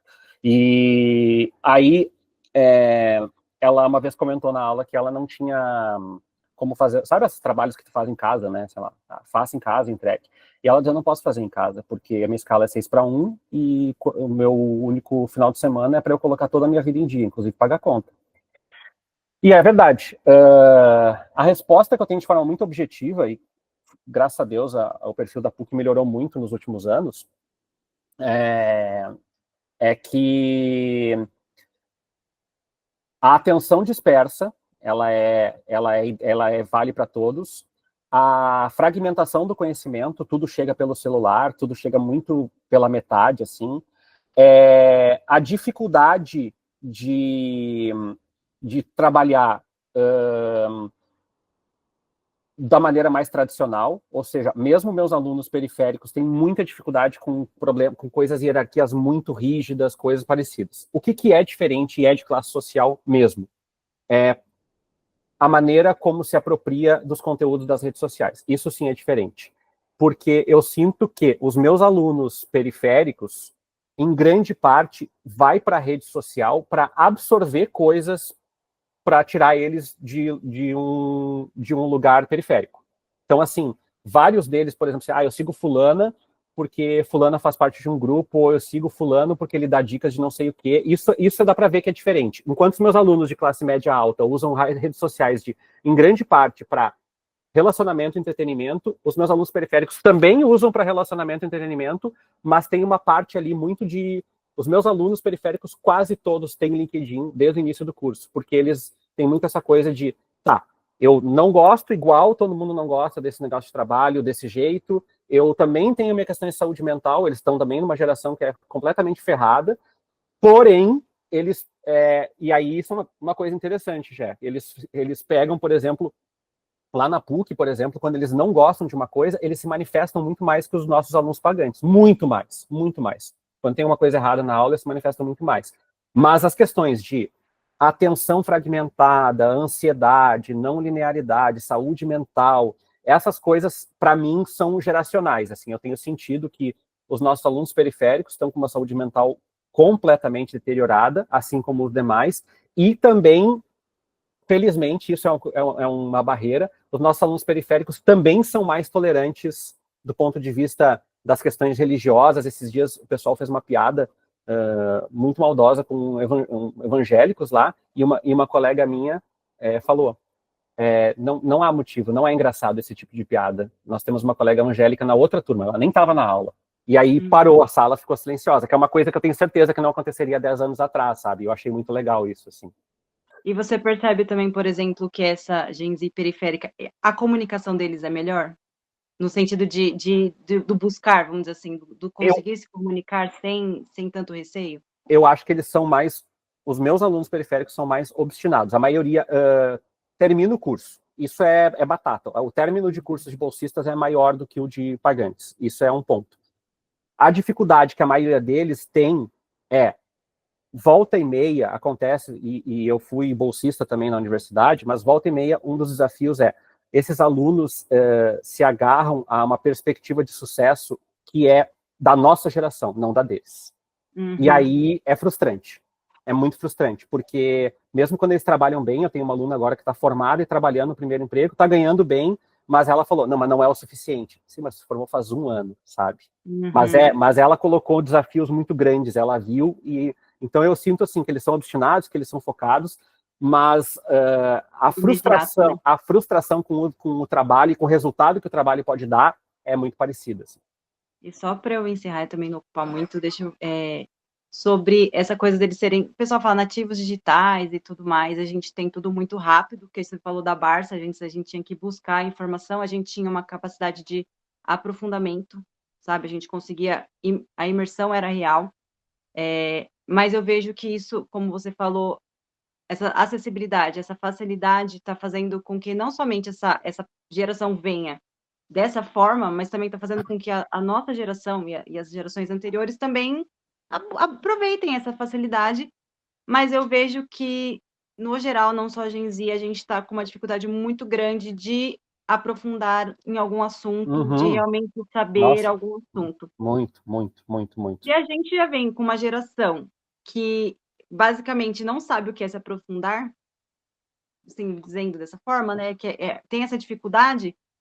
O que a gente pode esperar do jornalismo, por exemplo, num futuro, com a próxima geração, que é a Alfa, que provavelmente vai ter tudo muito mais fácil, vai ter a inteligência artificial muito mais lisa, vamos dizer assim, né? Muito mais diária. O que a gente pode esperar, então, talvez até das próximas gerações, tendo essa falta de profundidade? Eu tenho uma aposta, mas é tudo da minha cabeça, assim, teoria completamente da minha perturbada cabeça, assim, no meu fantástico mundo de Bob, que eu acho que estamos passando por um processo de exaustão. Em algum momento, esse modelo, vídeos curtos, tudo rápido, dose de dopamina, isso em algum momento vai cobrar um preço e as pessoas vão dizer, não, já tem uns movimentos meio de rolando, e é bizarro, tá? Teve uma aluna minha esses dias que foi para aula sem celular, e eu pensei, tá sem celular, porque quebrou, roubaram o celular. Ela falou, não, estou tentando fazer um movimento de não usar o celular na sala de aula. A única, tá? Todo mundo estava usando, só ela que não estava. Mas eu acho que vai ter um movimento de estafa, assim. E já tem mais superficialidade no jornalismo. E vou dar uma notícia muito ruim para vocês todos aqui. A 0 Hora está fazendo uma reforma agora, né? Para mim bem, porque foi promovido, mas assim, na nova reforma, embora tenha conteúdo de profundidade, a 0 Hora prevê que os repórteres sejam cada vez menos especialistas e mais generalistas, que é uma coisa que tu viveu lá no Agora, né, já tipo, faz tudo, tu faz cultura, mas tu faz cidades, mas tu faz polícia, mas tu faz não sei o quê, e vocês sabem que isso cobra um preço profissional, que é a capacidade de aprofundamento diminuir. A Gazeta do Povo já tinha feito um pouco isso lá no Paraná, agora nós aqui na mesma pegada, e a parte boa, para dizer, tipo, já que eu dei toda a notícia da tragédia, é que eu vejo um número maior de gente jovem, 25, 26, 27 anos, cansando mais dessa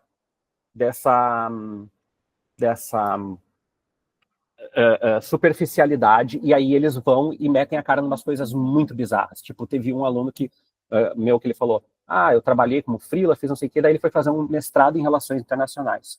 E aí se ferrou completamente, teve que estudar tudo que não estudou na vida, aquela coisa toda. Então, eu acho que tem um efeito, sabe? A coisa, a tiktokização, que eu digo assim, mas em algum momento eles vão lá e viram uma chave a ponto, assim, de ter aluno meu que foi muito mal no curso, lia nada e disse assim, professor, eu preciso ler, eu preciso estudar. eu tô me sentindo burro. Eu também me sinto burro o tempo inteiro. Vamos se sentir burro junto, vamos fazer alguma coisa. Então, eu acho que tem um movimento de reação, sabe? Não estou dizendo que vai mudar para melhor, mas eu acho que na 0 Hora tá todo mundo sempre reclamando. Reclamou da cadeira, reclama do refeição, reclama não sei o quê. Mas agora tá todo mundo queria ser do time das reportagens que eu tô agora, que é fidelização, que são as reportagens de maior fôlego. Ou seja, no fim das contas, reclama, mas todo mundo, inclusive a menina que se formou, que tem 23 anos lá na URGS, queriam fazer reportagens de mais fôlego. Então, vejo uma luz no fim do túnel. Não sei se não é uma lanterna abandonada, mas eu vejo, sim. Obrigada. Boa, Rogério. Beijo, Jé. Sua vez. Oi, Tércio, bom dia. Obrigado Bom dia, por um excelente papo. Eu estou de azul e branco, mas não é o time, não é o azul e branco olímpico. Eu sou de Santa Catarina, não tem nada a ver. Eu queria ver o que tu acha, tua opinião até pelo jornal, enfim, assim, dessa questão porque o contexto, quem está dando o contexto é a geração Z. A gente está chegando né? A gente chegou antes, mas estamos no contexto deles. Como é que isso afeta, por exemplo, definição de pauta, definição de assunto que vai se tratar? Porque, por exemplo, assim, essa semana, todos os veículos, todo mundo deu matérias sobre a menina que não deixou a criança sentar no avião. Nitidamente, nasceu na rede social o assunto e todos os jornais foram, e isso é cada vez mais comum. E aí eu não sei se isso somos nós, os mais velhos, tentando pegar uma onda que os jovens estão surfando ali na rede social e aproveitar, ou se são as pautas surgindo já os jornalistas mais jovens que estão chegando. Como é que tu vê isso, essa influência os assessores de empresa já tem muito isso, todo mundo falando na rede social, vamos buscar personagem, vamos buscar especialista e tal. Como é que tu vê isso? Isso é uma tendência? Isso não empobrece um pouco o jornalismo também? Pois é, tá rolando sim. E acho que vocês já discutiram isso em outros fóruns, assim, mas a gente está meio massacrado pelas métricas de audiência, né? Tem tela com métrica de audiência na redação, e eu tenho meta de produção e de audiência, de retenção e de virada de assinantes. E assim, eu não vou dizer para vocês que não causa uma ansiedade absurda. É remedinho para dormir, é remedinho disso, remedinho daquilo. Não estou dizendo que é saudável, mas que é uma realidade, né, Rogério? E assim, tá rolando isso que tu falou, tá rolando mesmo, assim, de aparecer em pautas assim, tá todo mundo falando tal coisa. Mas é menos a pauta da redação e mais a pauta do Google Trends, sabe? Aquela coisa que tá viralizando e as pessoas estão falando, e aí, como a gente tem uma editoria de SEO agora, lá na 0 Hora, a gente está sempre olhando para assuntos que podem renderizar. Inclusive, já contando para vocês isso, uma das novas coisas lá da redação que muda terça-feira, o formato, é que agora tem uma editoria de Trends e SEO. O que isso significa? Que tem 2 repórteres na redação fazendo matérias com base no que as pessoas estão comentando. Mulher do avião, sabe? Essas coisas assim. É um problema para mim, porque se já é difícil ficar falando de ética e filtro para uma geração que viu tudo isso acontecer, para uma geração que não viu tudo isso acontecer, eu tenho muito medo que se perca no meio do caminho, sabe? Que as pessoas peguem o caso do avião e dizem assim, isso que é mais importante. E aí, volta e meia eu falo na aula, tem coisas que são importantes e é um saco e ninguém vai falar e tu precisa publicar igual. Vou dar um exemplo que é Copom. Tem que falar de taxa de juros. É um saco falar de taxa de juros. E eu falo aqui como jornalista de economia. Eu amo economia, mas é um saco. Ninguém se interessa por isso, ninguém lê. Tem matérias do Copom que a gente colocou lá que teve 300 visualizações. É um saco. Mas, assim, é importante, querendo ou não, porque se a gente subverter essa lógica, a gente vai colocar a mulher do avião no título porque dá mais audiência. Então, assim, me preocupa, tá, Rogério, a maneira como as coisas estão acontecendo. Acho que já tem um desenho de que tem que colocar, e aí eu vou falar de um lugar um pouquinho arrogante, que eu tenho preocupação quando a geração deles for maioria sobre a nossa, porque o filtro deles pode se sobrepor. Eu tenho essa preocupação, porque volta e meia no final de semana aparecem umas coisas assim, fulana de tal casou e tá todo mundo falando no TikTok. Legal, mas também tem o conflito de Israel e Palestina, a gente precisa do Hamas aqui, que a gente precisa colocar alguma coisa. Então, eu te diria assim, eu não estou muito confortável e não sei muito bem como lidar, mas está rolando sim isso que tu falou, tanto nas sugestões de pauta, quanto na editoria de Trends, quanto nas coisas de o repórter às vezes fica muito feliz porque a matéria foi muito lida, mas a matéria nem tá tão boa assim, sabe? E outro repórter fica muito frustrado porque trabalhou 3 semanas numa pauta, a matéria ficou incrível, mas tem pouca visualização, então não deu certo. Como assim não deu certo? A matéria tá aí, tá publicada, entendeu? Então, eu tenho essa preocupação, sim. Valeu, obrigado. Valeu. Pessoal, já estamos no final aqui, então, sim, perfeito horário. Queria agradecer muito o Tércio pela participação novamente, agradecer cada um de vocês também, né? Não é fácil estar aqui no sábado de manhã, né? Doar esse tempo aí. Mas, enfim, Tércio, muito obrigado. Se vocês têm o e-mail dele, né? Agora. E se tiverem mais dúvidas, gente, posso fazer a ponte, enfim. Claro, né? claro. E abrir para o seu recado final. Gente, agradeço muito vocês. Boa parte de vocês que já está conectada comigo ali no LinkedIn. Também tem meu e-mail e tal. De maneira geral, eu sou uma pessoa relativamente acessível. Eu digo isso porque esses dias eu falei que eu respondi a maioria das pessoas e uma colega aqui falou, tu falou que responde, e tu não respondeu. Eu falei, tem vezes que eu me atrapalho bastante e aí realmente, né, essas semanas de treinamento, de mudança, mas vocês sabem que de maneira geral eu tô disponível e eu tenho gostado muito das discussões que a gente consegue produzir no LinkedIn, que o Jorge está fazendo aqui agora. Então, quando vocês acharem que é legal, me convidem para participar, que eu estou à disposição também. Valeu, pessoal. Valeu, Tércio. Excelente. Obrigado. Tudo de bom. Um ótimo final de semana para vocês. Tchau, gente. Até. Tchau.